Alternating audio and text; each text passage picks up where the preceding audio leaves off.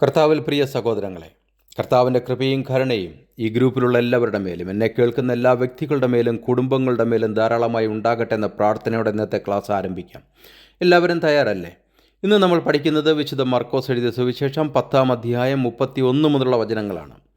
കഴിഞ്ഞ ക്ലാസ്സിൽ നമ്മൾ പഠിച്ചത് കർത്താവിന് വേണ്ടിയോ സുവിശേഷത്തിന് വേണ്ടിയോ ജീവിതത്തിൽ സകലവും ഉപേക്ഷിക്കുന്നവർക്ക് കർത്താവ് തരുന്ന നിത്യജീവനെക്കുറിച്ചാണ്.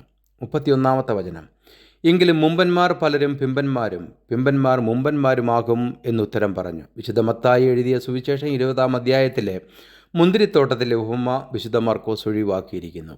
വിശുദ്ധ പൗലോസ് പറഞ്ഞു, ദൈവഭക്തിയോ ഇപ്പോഴത്തെ ജീവൻ്റെയും വരുവാനിരിക്കുന്നതിൻ്റെയും വാഗ്ദത്തമുള്ളതാകയാൽ സകലത്തിനും പ്രയോജനകരമാകുന്നു. 1 തിമോത്തി 4:8 ഞാൻ വായിച്ചത്. ഒരു വിശ്വാസി അനുഭവിക്കേണ്ടി വരുന്ന പീഡകളെ കർത്താവ് മറച്ചു വെക്കാതെ തുറന്നു പറഞ്ഞു എന്നതാണ് നമ്മൾ മനസ്സിലാക്കേണ്ടത്.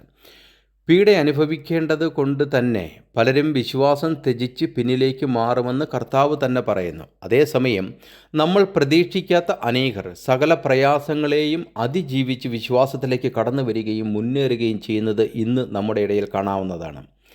ഇത് 32 മുതൽ 34 വരെ വായിക്കുമ്പോൾ നമ്മൾ കാണുന്നത്, കർത്താവ് പറയുന്നു, നാം യെരൂശലേമിലേക്ക് പോകുന്നു. അവിടെ അവർ അവന് മരണശിക്ഷ കൽപ്പിച്ചു പരിഹസിപ്പാനും തല്ലുവാനും ക്രൂശിപ്പാനും അവനെ ജാതികൾക്ക് ഏൽപ്പിക്കുമെന്നാണ്. ഇവിടെ വിജാതിയർ എന്നാൽ പെന്തിയോസും പീലാത്തോസും റോമൻ പടയാളികളും എന്നാണ് അർത്ഥമാക്കുന്നത്.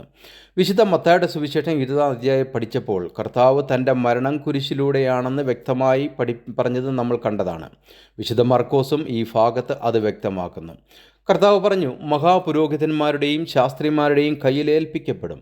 അവർ അവനെ മരണത്തിന് വിധിച്ച് ജാതികൾക്ക് ഏൽപ്പിക്കും. അവർ അവനെ പരിഹസിക്കുകയും തുപ്പുകയും തല്ലുകയും കൊല്ലുകയും 3 നാൾ കഴിഞ്ഞിട്ട് അവൻ ഉയർത്തെഴുന്നേൽക്കുകയും ചെയ്യും. പലരും പറഞ്ഞു കേൾക്കാറുണ്ട്, യഹൂദന്മാരാണ് യേശുവിനെ കൊന്നതെന്ന്. അതാണോ സത്യം? അപ്പോൾ കർത്താവിൻ്റെ മരണത്തിന് ആരൊക്കെയാണ് ഉത്തരവാദികളെന്ന് ചോദിച്ചാൽ നമുക്ക് പറയാം, റോമൻ നിയമമായ വധശിക്ഷ നടപ്പാക്കാൻ പീലാത്തോസിൻ്റെ പങ്കാളിത്തം ആവശ്യപ്പെടുന്നു. യഹൂദയിലെ റോമൻ ഗവർണറായിരുന്ന പെന്തിയോസ് പീലാത്തോസ് യേശുവിനെ കുരിശിലേറ്റാൻ വിധിച്ചു. ക്രൂശീകരണം റോമൻ വധശിക്ഷാ രീതിയായിരുന്നു. പീലാത്തോസ് ആദ്യം മടിച്ചെങ്കിലും ഒടുവിൽ ജനക്കൂട്ടത്തിൻ്റെ ആവശ്യങ്ങൾക്ക് വഴങ്ങി. യഹൂദ അധികാരികൾ, യഹൂദ മത നേതാക്കന്മാർ, മുഖ്യ പുരോഹിതന്മാർ, ശാസ്ത്രിമാർ, പരീശന്മാർ യേശുവിനെ കുറ്റം വിധിക്കുന്നതിൽ ഒരു പ്രധാന പങ്ക് വഹിച്ചു. ശ്രദ്ധിക്കുക, യഹൂദ ജനമല്ല യേശുവിനെ കുറ്റം വിധിക്കുന്നത്, പിന്നെയോ മതപുരോഹിതന്മാരാണ്. ദൈവപുത്രനാണെന്നും യഹൂദന്മാരുടെ രാജാവാണെന്നും അവകാശപ്പെട്ടതിന് ദൈവദൂഷണമാണെന്ന് അവർ ആരോപിച്ചു. അത് തങ്ങളുടെ മതപരമായ അധികാരത്തിന് ഭീഷണിയായി അവർ കണ്ടു. അവർ അവനെ പീലാത്തോസിനെ ഏൽപ്പിച്ചു. പീലാത്തോസ് വധശിക്ഷയ്ക്ക് വിധിച്ചു. ക്രിസ്തീയ വിശ്വാസം നമ്മെ പഠിപ്പിക്കുന്നത് യേശുവിൻ്റെ മരണം മനുഷ്യരാശിയുടെ രക്ഷയ്ക്കുള്ള ദൈവത്തിൻ്റെ ദൈവിക പദ്ധതിയുടെ ഭാഗമാണെന്നും മനുഷ്യപാപം നിമിത്തം അവൻ്റെ ക്രൂശീകരണത്തിൽ എല്ലാ ആളുകളും ഉത്തരവാദിത്തം പങ്കിടുന്നുവെന്നുമാണ്. തുടർന്ന് വിഷയം മറ്റൊരു സംഭവത്തിലേക്ക് നീങ്ങുന്നത് നമുക്ക് കാണാം. അതെന്താണെന്നല്ലേ? സെബദിയുടെ മക്കളായ യാക്കോബും യോഹന്നാനും അവൻ്റെ അടുക്കൽ വന്ന് അവനോട്, ഗുരു, ഞങ്ങൾ നിന്നോട് യാചിപ്പാൻ പോകുന്നത് ഞങ്ങൾക്ക് ചെയ്തു തരുവാൻ അപേക്ഷിക്കുന്നു എന്ന് പറഞ്ഞു. അവൻ അവരോട്, ഞാൻ നിങ്ങൾക്ക് എന്ത് ചെയ്തു തരുവാൻ നിങ്ങൾ ആഗ്രഹിക്കുന്നു എന്ന് ചോദിച്ചു. നിന്റെ മഹത്വത്തിൽ ഞങ്ങളിൽ ഒരുത്തൻ നിന്റെ വലത്തും ഒരുത്തൻ ഇടത്തും ഇരിക്കാൻ വരം നൽകണം എന്നവർ പറഞ്ഞു. വളരെ വിചിത്രമായി നിങ്ങൾക്ക് തോന്നുന്നില്ലേ? ഇതാണ് സ്വാർത്ഥത അല്ലെങ്കിൽ അത്യാഗ്രഹം എന്ന് പറയുന്നത്. വിശുദ്ധ മത്തായിയുടെ സുവിശേഷം 20-ാം അധ്യായം പഠിച്ചപ്പോൾ നമ്മൾ കണ്ടതാണ്. അന്ന് സെബദി പുത്രന്മാരുടെ അമ്മ പുത്രന്മാരുമായി അവൻ്റെ അടുക്ക വന്നു എന്നാണ്. എന്തുകൊണ്ടോ വിശുദ്ധ മർക്കോസ് സെബദി പുത്രന്മാരുടെ അമ്മയെ ഒഴിവാക്കിയതായി കാണുന്നു. പൗരസ്ത്യരുടെ ഇടയിൽ ആദരണീയ സ്ഥാനം രാജാവിൻ്റെ വലത് ഇടത് വശത്തായി കണക്കാക്കപ്പെട്ടിരുന്നു. ഇനി നമുക്ക് കർത്താവിൻ്റെ മറുപടി എന്താണെന്ന് ശ്രദ്ധിക്കാം.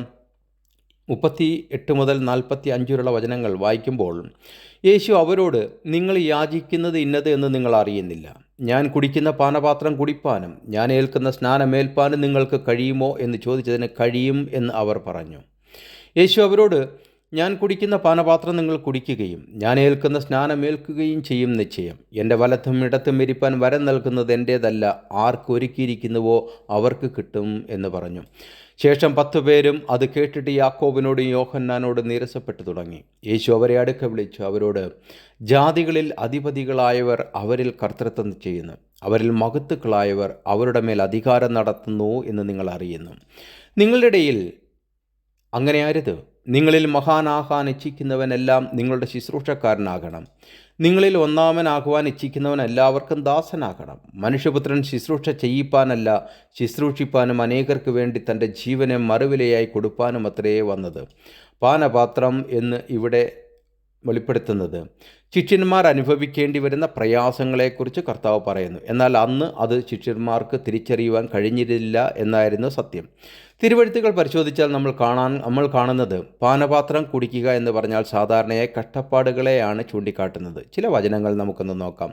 യെശയ്യാവ് 51:17, സങ്കീർത്തനം 11:6, ജെരമിയ 25:15, ജെരമിയ 49:12, എഹെസ്കേൽ 23:32 എന്നീ ഭാഗങ്ങൾ ഇതിന് തെളിവാണ്. തുടർന്ന് പ്രവൃത്തികളുടെ പുസ്തകം വായിക്കുമ്പോൾ നമുക്ക് കാണാം, ആ കാലത്ത് ഹെരോദ രാജാവ് സഭയിൽ ചിലരെ പീഡിപ്പിക്കേണ്ടതിന് കൈനീട്ടി. യോഹന്നാൻ്റെ സഹോദരനായ യാക്കോബിനെ അവൻ വാൾ കൊണ്ട് കൊന്നു. പ്രവൃത്തികളുടെ പുസ്തകം 12:1-2 വരെയാണ് ഞാൻ വായിച്ചത്.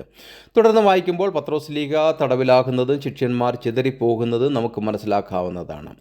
വെളിപ്പാട് പുസ്തകം 1:9 വായിക്കുമ്പോൾ യോഹന്നാൻ പത്മോസ് ദ്വീപിലായിരുന്നു എന്ന് കാണാവുന്നതാണ്. ഇവിടെ മഹത്വത്തിൽ എന്നതുകൊണ്ട് കർത്താവ് ഉദ്ദേശിക്കുന്നതല്ല യാക്കോബും യോഹന്നാനും മനസ്സിലാക്കിയത്. കർത്താവ് പറയുന്നത് അവൻ്റെ രാജ്യം ആത്മീയവും സ്വർഗീയവുമായിരുന്നു. യാക്കോബും യോഹന്നാനും കരുതിയതുപോലെ ജഡീകവും ഭൗമികവുമല്ല.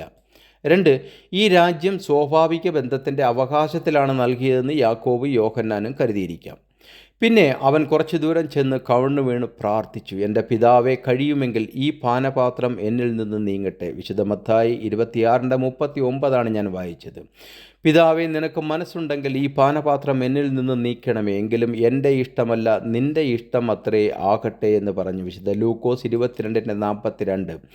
യേശു പത്രോസിനോട് വാൾ ഉറയിലിടുക, പിതാവ് എനിക്ക് തന്ന പാനപാത്രം ഞാൻ കുടിക്കണ്ടയോ എന്ന് പറഞ്ഞു. യോഹന്നാൻ്റെ സുവിശേഷം 18:11. ഇവിടെയെല്ലാം തൻ്റെ കഷ്ടപ്പാടുകളുടെ പാനപാത്രത്തെ യേശു പരാമർശിക്കുന്നു. മനുഷ്യരാശിയുടെ പാപങ്ങൾക്കായി അവൻ ക്രൂശിൽ സഹിക്കുന്ന വേദനയെക്കുറിച്ചാണ് വെളിപ്പെടുത്തുന്നത്. എന്നാൽ അതൊന്നും അന്ന് യാക്കോബിനും യോഹന്നാനും മനസ്സിലായിരുന്നില്ല എന്നതാണ്. ഇനി കർത്താവ് പറഞ്ഞ സ്നാനം എന്തെന്ന് നോക്കാം. സ്നാനം എന്നത് അവൻ്റെ കുരിശിലെ മരണത്തെ സൂചിപ്പിക്കുന്നു. സ്നാനം എന്ന പദം പലപ്പോഴും തിരുവെഴുത്തുകളിൽ രൂപകമായി ഉപയോഗിച്ചിരിക്കുന്നത് കാണാം. ഇവിടെ കർത്താവ് സ്നാനം എന്നതുകൊണ്ട് കർത്താവ് സ്വീകരിക്കാൻ പോകുന്ന കഷ്ടപ്പാടിനെയും മരണത്തെയുമാണ് വെളിപ്പെടുത്തുന്നത്. വിശുദ്ധ ലൂക്കോസ് 12:50 ഇങ്ങനെ പറയുന്നു, എന്നാൽ എനിക്ക് ഏൽക്കാനുള്ളൊരു സ്നാനമുണ്ട്, അത് പൂർത്തിയാക്കുന്നതുവരെ ഞാൻ എങ്ങനെ ഞെരുങ്ങുന്നു. ഇത് യേശു അനുഭവിക്കുമായിരുന്ന തീവ്രമായ വൈകാരികവും ശാരീരികവുമായ കഷ്ടപ്പാടുകളെ ഊന്നിപ്പറയുന്നു. ഇനി നമ്മൾ സൂക്ഷിക്കേണ്ടത് അനേകർ നാശത്തിലേക്ക് വീണുപോയ തെറ്റായ പഠിപ്പിക്കലാണ്. അതെന്താണെന്ന് നോക്കാം. ലോകത്ത് ഒരു കൂട്ടം സംഘടന തെറ്റായി ഉപയോഗിക്കുന്ന ഒരു കാര്യമാണ് സ്നാനം. ഇതിന് മുങ്ങലുമായി യാതൊരു ബന്ധവുമില്ല എന്ന് തിരിച്ചറിയണം. യേശു ക്രിസ്തുവിനോട് ചേർന്ന് സ്നാനമേറ്റവരായ നമ്മളിൽ പലരും അവൻ്റെ മരണത്തിൽ സ്നാനം ഏറ്റു എന്ന് നിങ്ങൾക്കറിയില്ലേ? അതിനാൽ നാം അവനോടുകൂടെ മരണത്തിലേക്ക് സ്നാനം ഏറ്റുവാങ്ങി ക്രിസ്തു മരിച്ചവരിൽ നിന്ന് പിതാവിൻ്റെ മഹത്വത്താൽ ഉയർത്തെഴുന്നേറ്റതുപോലെ നാമും ജീവിതത്തിൻ്റെ പുതുമയിൽ നടക്കേണ്ടതിന് റോമർക്കെഴുതിയ ലേഖനം 6:3-4 വരെയാണ് ഞാൻ വായിച്ചത്. മുങ്ങൽ സ്നാനമാണ് ഇതെന്ന് തെറ്റായി പഠിപ്പിക്കുന്നവരുണ്ട്. എന്നാൽ ഇവിടെ ജലമല്ല ഉള്ളത്, പിന്നെയോ ഇവിടെ പരിശുദ്ധാത്മാവിൻ്റെ പ്രവൃത്തിയാണെന്ന് തിരിച്ചറിയുക. മുങ്ങൽ സ്നാനവുമായി ഈ വചനത്തിന് യാതൊരു ബന്ധവുമില്ല. യേശു ക്രിസ്തുവിനോട് നമ്മെ ചേർക്കുന്ന ഏക സ്നാനം പരിശുദ്ധാത്മ സ്നാനമാണ്. ജലസ്നാനത്തിൽ ഞാൻ വിശ്വസിക്കുന്നു, എന്നാൽ ജലസ്നാനം മുങ്ങൽ സ്നാനമല്ല എന്നും നിങ്ങൾ തിരിച്ചറിയുക.